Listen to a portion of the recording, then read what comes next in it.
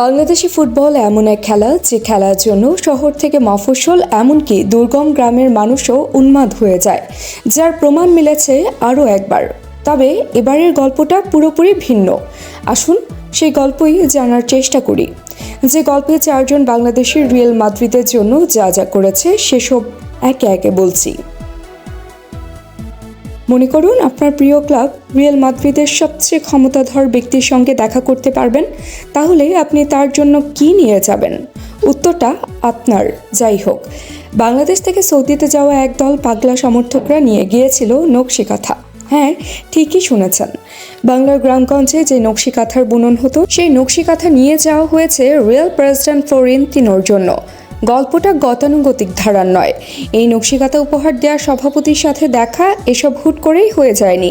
Peña মাদ্রিদিস্তা এক group Barcelona বনাম Real মাদ্রিদের মধ্যকার স্প্যানিশ সুপার কাপের ফাইনাল দেখতে সৌদি আরবে যাওয়ার ইচ্ছে প্রকাশ করেছিল, কিন্তু কোনোভাবেই টিকিট পাওয়া যাচ্ছিল না, যার জন্য তারা সরাসরি রিয়াল মাদ্রিদ ক্লাবের কাছে অনুরোধ করে তারা যেন কিছু টিকিট তাদের জন্য বরাদ্দ করে রাখে। রিয়ালও জানে বাংলাদেশে তাদের ভক্ত সমর্থক কত, সেই দিক বিবেচনা করে তারা 4টি টিকিট বরাদ্দ করে রাখে পেনিয়া মাদ্রিদিস্তাদের জন্য।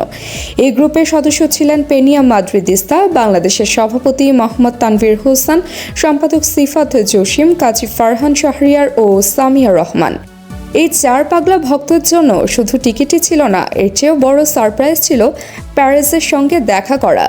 সাধারণত প্যারিস এসব অনুষ্ঠানে থাকেন না, কিন্তু ওই দিন ছিলেন। ভক্তদের সঙ্গে দেখা করার দারুণ উপলক্ষ তৈরি হয়ে যায়, আর তখন বাংলাদেশের 4 সমর্থকও সুযোগ পেয়ে যান প্যারিসের সঙ্গে দেখা করার।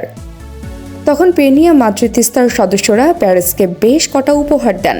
তার মধ্যে বাংলাদেশ ফুটবল দলের জার্সি ছিল, যেখানে প্যারিসের নাম ও জার্সির নাম্বার ছিল। বাংলাদেশের জার্সি পেয়ে প্যারিস বেশ উচ্ছ্বসিত হন।